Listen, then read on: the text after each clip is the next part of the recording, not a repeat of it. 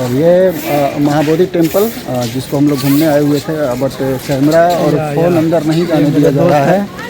इस वजह से जो बाहर का कॉरिडोर है हम लोग उसी के रास्ते अभी घूम रहे हैं। कहाँ घूम रहे हैं? हम लोग का टारगेट ये है कि जो फाल्गु नदी है जो सीता जी के श्राप की वजह से वहीं पे जा सूखा पड़ा हुआ है, उसको जा करके हम लोग देखते हैं और वहाँ पे रील बनाते हैं, है ना। यही वाला है मंदिर जो जगन्नाथ मंदिर है, और सॉरी क्या बोलते हैं बोध गया का जो मंदिर है वो है मंदिर। तो अंदर जाने का नतीजा यही था कि सारा सामान हम लोग का बाहर आ जाता और कोई फ़ायदा नहीं था हम लोग को इस सब को लेकर के सामान आने का। और जो एंट्री गेट था वहाँ पे चेकिंग था, और ये जो था मेन गेट था इसके जरिए हम लोग अंदर जा सकते थे। और यहाँ से हम लोग अभी बाहर निकल रहे हैं। ये बोध गया का मठ है जो कि पूरा इसका परिसर लंबा चौड़ा है। यहाँ पर काफ़ी लोग आ सकते हैं, रह सकते हैं रात को। ये जो छोटे छोटे कमरा रूम दिख रहा है और शायद निःशुल्क हैं। छोटे छोटे यहाँ पे ये जानवर भी हैं और गाय है, गाय। और ज़्यादा कुछ समझ में नहीं आ रहा है, यहाँ पे कोई पुराना हम लोग को गाइड करने वाला भी नहीं मिल पाया है कि हम लोग अच्छे से बता दें। घूम करके मिल गया। अच्छा ये देखिए हम लोग एक बात बताते हैं, अंदर से हम लोग एक दरवाज़ा दुर्ग मिला था, रास्ता किला, जिसके रास्ते हम लोग पकड़ करके ये मठ के अंदर आए थे। और लोग बोले थे कि मठ के अंदर आते ही आपको फाल्गु नदी जाने का रास्ता मिलेगा। और जैसे ही हम लोग आए तो ये जो गेट है पूरब का एरिया है, और यहाँ से जैसे ही अब हम लोग का ये फाल्गु नदी है जो थी ये नदी के किनारे है। तो मेन जो वीडियो बनाने का मकसद था हम लोग का नदी का किनारे ही बनाने वाला मकसद था। तो हम लोग वहाँ आ गए हैं, अभी थोड़ी देर में बाहर निकलेंगे और वो नदी का जो इतिहास है उसके बारे में हम बताएंगे, जितना हम लोग उसके बारे में जाने हैं, पढ़े हैं, सुने हैं। तो बिल्कुल यही गेट है पूरब वाला, है ना। थोड़ा एनर्जी कम है, सुबह से हम लोग खाए नहीं है, किसी तरह चले आए यहाँ पर बोध गया घूमने के लिए। और जो ये बाहर दिख रहा है ना, ये बिल्कुल दरवाज़ा जो है नदी के किनारे ही है। अब इसके अंदर चलेंगे और देखेंगे सीता माता के श्राप के कारण ये नदी जुगों जुगों तक सूखा क्यों पड़ा हुआ है, फाल्गु नदी। और बिल्कुल हम अभी मठ का जो गेट है पूरब साइड वाला उसके हम बाहर आ चुके हैं। और एक बात बताना भूल गए थे, इस मठ का नाम है श्री शंकराचार्य मठ। और बिल्कुल पूरब साइड का एरिया दिखा देते हैं। और ये नदी शुरू है और इसके बीच में चलेंगे, पानी नहीं है, बिल्कुल ही सूखा नदी है और यहीं पे ब्लॉग बनाएंगे। जय हिंद, मैं हूं जिगर और आप देख रहे हैं मास्टरमाइंड। और अभी हम बिहार का जो एक डिस्ट्रिक्ट है गया, जो कि बहुत इंटरनेशनल लेवल पे ये फेमस जगह है बौद्ध भिक्षु के लिए, और हिंदू धर्मस्थल भी है बोध गया है जो। और यहाँ पे इंटरनेशनल एयरपोर्ट की भी तैयारी है।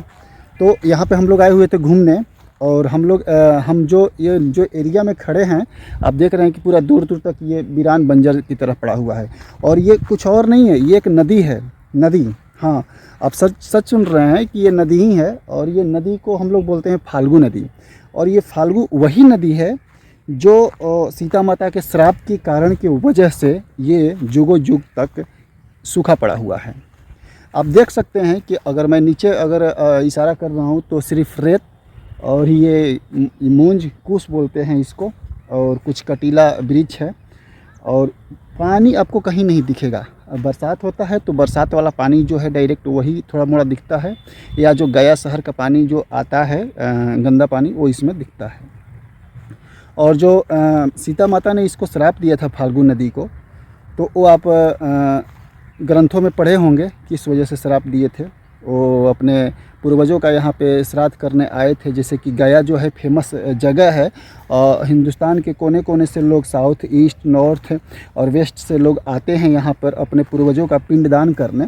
तो वैसे सीता माता भी अपने पति श्री रामचंद्र जी के साथ में यहाँ पे अपने पूर्वजों का क्या बोलते हैं पिंडदान करने के लिए आई हुई थी। तो यहाँ पे कुछ मिस्टेक हुआ था जो कि यहाँ पे आप लोग पढ़े होंगे, सुने होंगे। तो किसी कारण बस क्या, वो तो आप भी जानते हैं, हम भी जानते हैं, लेकिन मैं अपने ब्लॉग में नहीं बता पा रहा हूँ। गाय और कौआ और क्या बोलते हैं ये फाल्गु नदी के ऊपर जो है सीता माता को क्रोध आया हुआ था, कुछ झूठ बातें बोला गया था उनके बारे में। वो विस्तार अगर बताएंगे तो मेरा वीडियो ज़्यादा चौड़ा हो जाएगा। अगर उस समय की पूरा मैं विस्तार बताऊंगा तो मेरा वीडियो लंबा चौड़ा हो जाएगा। मुझे तो सिर्फ ये दिखाना चाहते थे कि वाकई में फाल्गु नदी सूखा है कि नहीं। और ये पूरब का एरिया है, और जब हम गया स्टेशन पे आते हैं तो लोग बोलते हैं नदी पर नदी पर। तो ये जो ब्रिज दिख रहा है यहाँ से जो ये ब्रिज दिख रहा है यही पुल है उस पार जाने का। यहाँ से हम लोग नवादा चले जाते हैं, आगे बस उस मिलता है।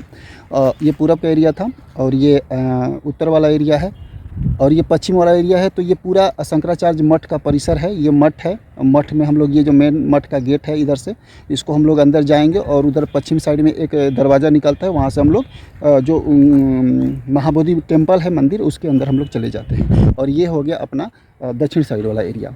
तो वाकई में ये नदी का ही हमको दिखाना था। और ये नदी बिल्कुल सूखा पड़ा हुआ है ये नदी, और यहाँ पे मूंज ही मूंज है। तो वाकई में ये एक रहस्यमयी चीज़ है कि वाकई में सनातन धर्म में इस तरह का चीज़ें है और लोग इसको दूर से माने या ना माने, लेकिन अगर आप नहीं मानते हैं इस चीज़ को तो कभी आप आकर के यहाँ पे देख सकते हैं कि वाकई में बिल्कुल सूखा पड़ा हुआ है और इसमें घास फूस के अलावा और कुछ भी नहीं है। तो है सनातन धर्म में जो हम लोग मानते हैं, पढ़ते हैं किताबों में, वाकई में ये चीज़ है। तो यहाँ पर हम लोग आए और इसको यही चीज़ देखे कि हाँ, फाल्गु नदी यार शराब की वजह से बिल्कुल सूखा पड़ा हुआ है, इसमें पानी तक नहीं है। और ये नदी छोटा मोटा इसका एरिया नहीं है, अगर देखा जाए तो पूरे 1 किलोमीटर से कम इसका वो है, चौड़ीकरण भी कम नहीं है, 1 किलोमीटर के आसपास है। लेकिन ये नदी सिर्फ रेत और बंजर भूमि और कटीला वृक्ष और घास फूस से भरा हुआ है। जय हो माँ सीता। तो गया के लिए फ़िलहाल इतना ही। बौद्ध टेम्पल में तो हम लोग जा नहीं पाए क्योंकि हमारे पास कैमरा था, मोबाइल था, लैपटॉप था, सब कुछ जमा करना पड़ रहा था, है ना। तो अंदर जा कर के हम वहाँ का ब्लॉग नहीं बना पाए। और कुछ फुटेज दिखा देता हूँ जो कि हम बाहर के जो कॉरिडोर था वहाँ से हम लिए थे। तो चलिए, मेरे तरफ से और मेरे टीम की तरफ से आप सभी देशवासियों को जय हिंद। फिर मिलेंगे एक नेक्स्ट वीडियो में।